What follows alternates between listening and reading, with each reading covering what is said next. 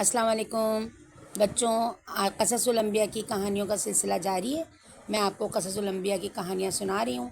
आज हम जो कहानी पढ़ेंगे अपने पैगंबर के बारे में, हज़रत ज़करिया अलैहिस्सलाम की।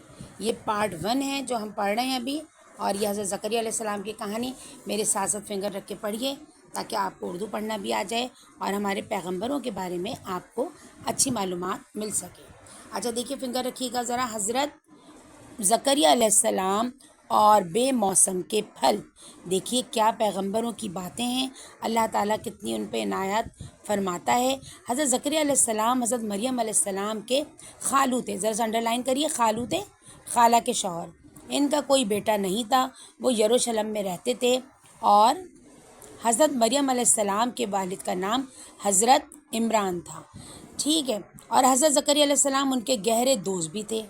हज़रत ज़करिया अलैहिस्सलाम पेशे से तरखान थे। अच्छा देखिए, मेरी वीडियो पार्ट 1 है।